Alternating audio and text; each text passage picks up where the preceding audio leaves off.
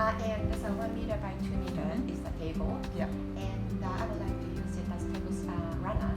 Right. at the center. Yes. So would you please tell me how much I need? Okay, so 1 meter.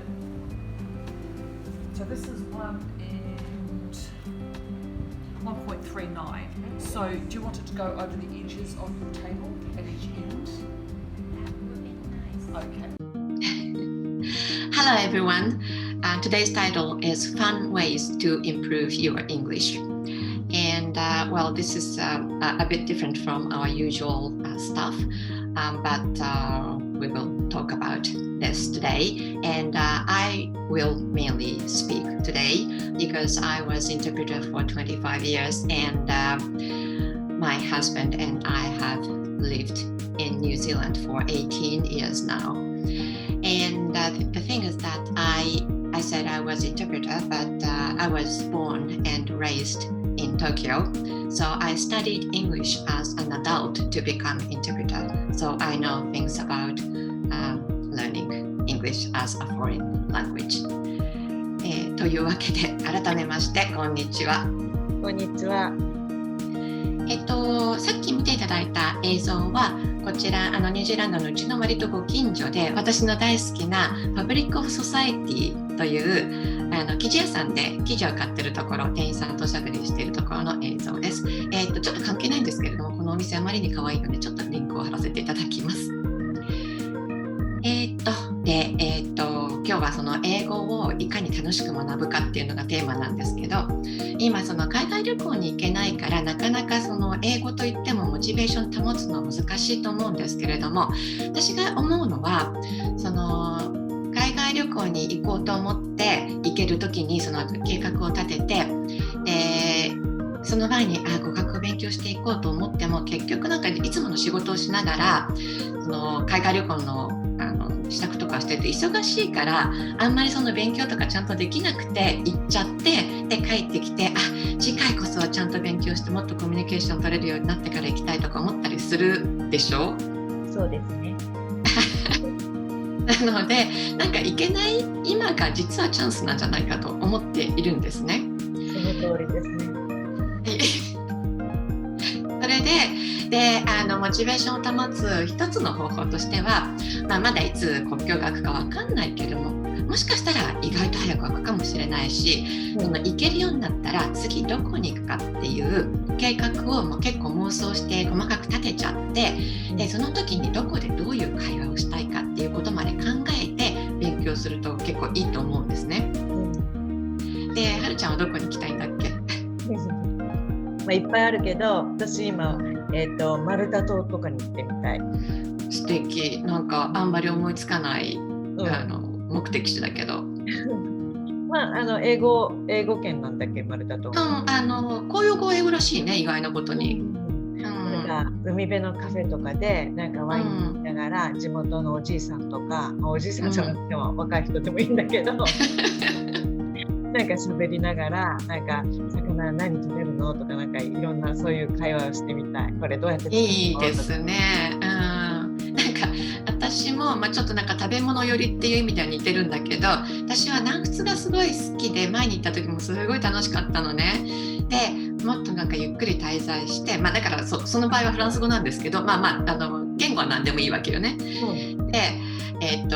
ーマーズマーケットとか行ってねでこのキノコはなんかキッチン付きのアパート借りといてでこのキノコはどうやって料理するのが美味しいのとかなんかこのお魚は美味しいどっちがこれとこれとどっちがおすすめとかそういう会話をしたいなと思っているんです。でそういうふうに具体的なその状況をね設定すると勉強もしやすいのではないかと思うんですね。でそれが一つのおすすめの方法なんですけどその他に今もインターネットでいろんな素材が手に入るからこれを使ってネットで手に入る素材とか、それからもちろん本とか音楽とか何でもいいんですけれどもそういうものを使っていくらでも勉強する方法あると思うんですね。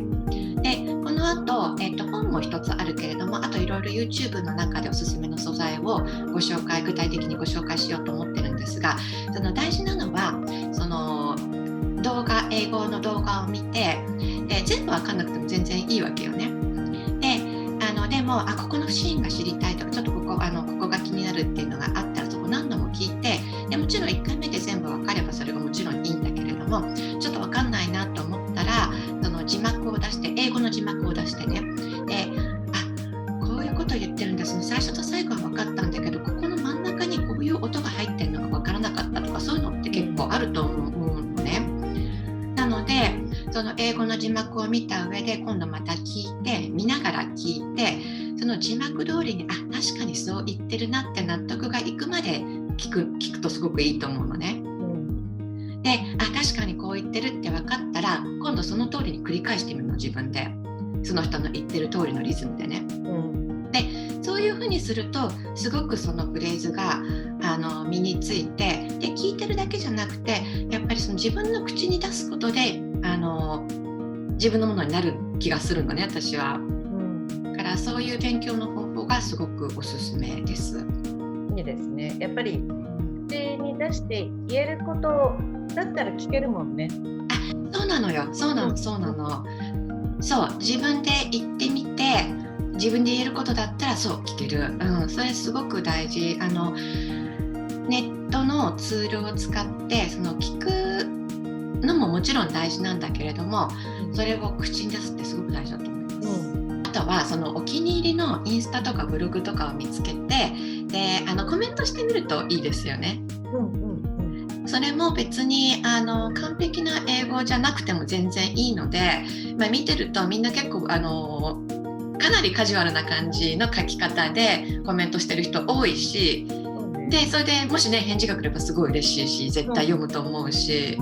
なんかもうクールとかビューティフルとか、なんかそれだけでもなんかちゃんと返してくれるよね。いるからね、ありがとうとか、そういうのを返してくれる人も結構多いから楽しいと思う。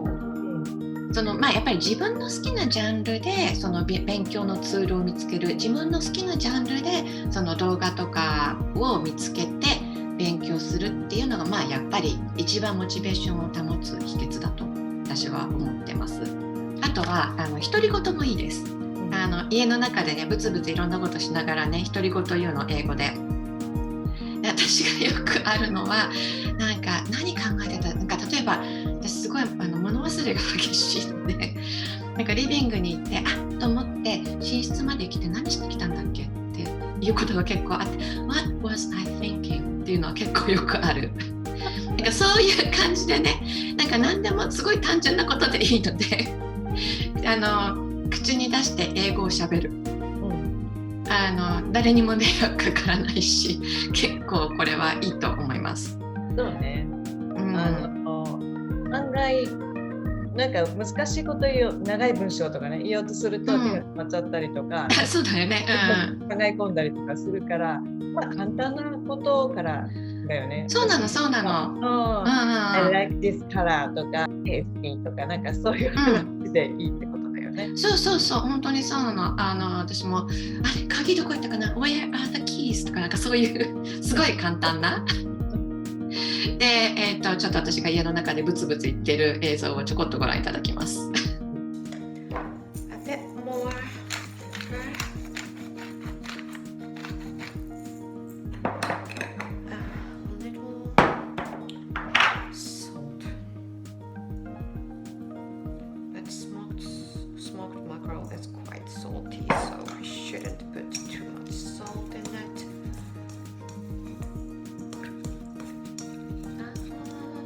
Probably parsley. I'm gonna go and get some parsley from the garden. 自分が好きなジャンルのツールを選んで勉強するのが一番楽しいし、モチベーションを保てていいと思うっていう話をしたんですけれども、私自身のことに関して言えば、私は音楽がすごい好きだったんで、その英語の歌を聴いて一緒に歌うっていうことで結構英語の勉強にもなったし、何よりもそのリスニングと発音の勉強になったような気がする。はるちゃんはお料理の本なんだよね。好きなことでもあるけど必要なことでもあったので、20年ぐらい前になんか新しいなんかこうパーティー向きの料理みたいなのを知りたかった時に、もう料理書をかなり読みましたね。だからなんか、でも料理書って本当に料理の作る工程は大体想像ができるし、知らない単語を少しねポイントとなる単語を調べるだけで割とさーっと読めるようになっちゃうんですね。だからそういうのを結構いっぱい読みました。いい方法だよね、それもね。はい。じゃあここでですね、5つほど具体的なおすすめの、YouTube のビデオとか本とかをご紹介していきたいんですけれども、で、ご紹介したものこれ全部説明欄にリンクを貼っておきますのでご覧いただけたら嬉しいです。で、1個目がジェイミー・オリバーで、ご存知の方ももちろんたくさんいらっしゃると思うんですけれども、有名なイギリス人のシェフですよね。で、ジェイミー・オリバーのお料理の動画ってもうまずその映像もすごい綺麗だし、それからイギリス英語だけれども割と分かりやすい英語だし、それからちゃんとね英語の字幕が自動に作られてる英語じゃなくて、多分そのスタジオでちゃんと作ってる英語字幕だと思うのね。だからぴっちり全部見られて、それ大事だよね。すごく大事だから、すごくこれねおすすめなんです。英語の字幕出てきちゃうと困るもんね。がっかりでしょ。で、今日この貼ったリンクはですね、フルーツクランブルだったかな、デザートを作ってるところの映像なんですけど、でもジェイミー・オリバーの動画ってたくさんあるから、お料理のご自分が好きなお料理の動画でローストチキンとかカルボナーラとかお好きなお料理のを見ていただければいいと思います。2つ目はガーデニング好きの方に、1個目はお料理好きの方で、次はガーデニング好きの方に、私がガーデニング最近すごくハマってるので、すごく好きなルーツ&レフュージっていう、チャンネルがあって、これはアメリカ人の女性がやってるチャンネルなんだけれども、ご主人と5人の男の子供たちと一緒に大きいファームに住んでて、でその中の様子を上げてるのね。でヤギとかいっぱい飼ってて、そのヤギのミルクを絞ってるところとか、それからその野菜もいっぱい育ててるんだけれども、そのなんかこうスケール見てるだけでも楽しい楽しいだね。でトマトの育て方とかは私すごく勉強になったし、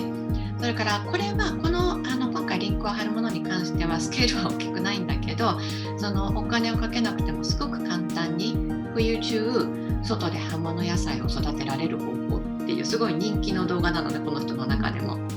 でそれを貼っておきます。はい、で彼女も非常に割と分かりやすい英語です。アメリカ英語ね。そうそう、ジェイミーのイギリス英語とまたちょっと対照的なんだけれどもアメリカ英語です。はい。で、次は、ファッションですね。でこれは、動画ではなくて本をご紹介したいんですけれども、アリセス・コーエンっていう写真家の人がいて、これもご存知の方多いかと思うんだけれども、その人がものすごくおしゃれな年配のマダムたちの、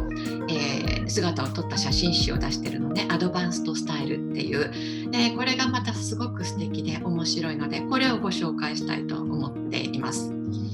でまずマダムたちの姿がとても素敵で、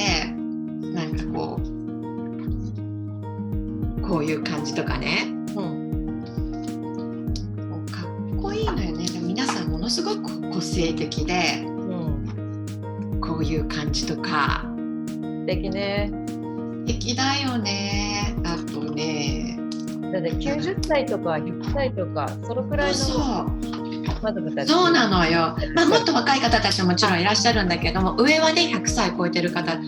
こういう感じとか、すごい素敵でしょ。そうそう。で、もちろん写真集だから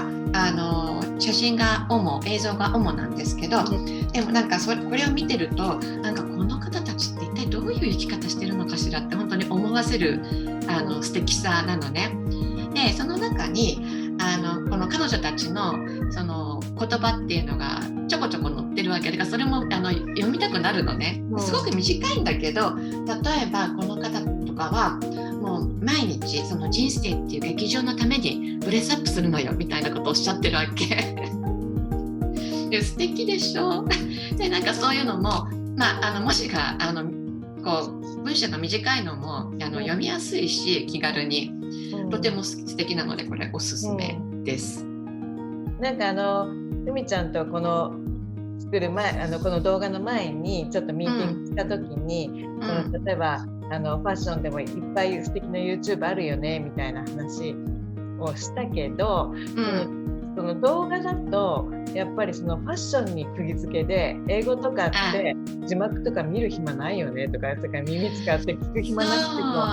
てもだけで満足しちゃうような感じのものはやっぱり本とかの方がいいねみたいな話とか、そうね、確かにそう見るだけで満足しちゃってその言葉は流れちゃう気もするからね。でもこれはそのマダムたちの例えば、1日のウェイトリフトをするのよとかハイヒールはしてない私の人生にとかそういうことが書いてあるのよね。そうなの。それがすごく面白いのよね。なのでこれが、ファッション好きの方のためですね。次は、インテリア好きの方にインテリアも今はるちゃんが言ったのと同じ理由でちょっと難しいんだけれどもその見てるだけで満足しちゃって英語が流れちゃうっていう危険もあると思うんですが、おすすめしたいのは Living Big in a Tiny House っていう、チャンネルそういうシリーズなんですね。Living Big in a Tiny House そうですね。でこれもシリーズものなんですけれども、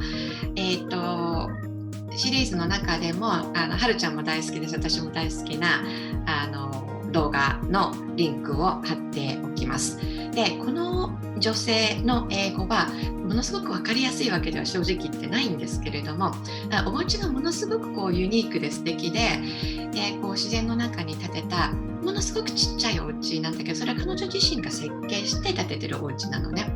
でちっちゃいお子さんと2人で住んでてで家の中入ってすぐ脇のところにあるこう生きたグリーンでできてる壁とかものすごく素敵でしょ。グリーンウォールね。だからそういうのを見てるとなんで彼女がこういうお家を設計して住むようになったのかとかそういうのに興味が湧いてくるので全部分かる必要は全然ないんですけどこう興味を持って見ていただけるんじゃないかなと思ってちょっと選んでみました。で、最後5つ目はこれはまたものすごく有名な動画なんですけどスティーブ・ジョブズの、スタンフォード大学の卒業式で彼がしたスピーチの動画なんですね。これも YouTube なんですけどですごく深い話を人生についてしてるんだけれども割と平易な言葉で分かりやすく喋っているのでこれも有名な動画ではあるけれどもちょっと改めてご紹介したいなと思ってあげてみました。でこれね私も何度も見てるんだけど見るたびにこういう風に生きなくっちゃって思うそういうスピーチです。ちょっと胸が熱くなるようなスピーチだね。そうですね。というわけでちょっとおすすめのジャンル別の、素材を5つご紹介してみました。最後に念のためにYouTube でその字幕を見る方法なんですけどもちろんご存知の方は大部分だと思うんですがこう YouTube の画面見てると画面の右下にいくつかアイコンがあってでその中のそのアイコンに自分のカーソルを当てていくとその字幕っていう風に出るアイコンがあるのでそこをクリックしていただけるとその字幕がオンになったりオフになったりしますね。で、字幕の言語がいくつかその選択肢が英語と日本語とかある場合には、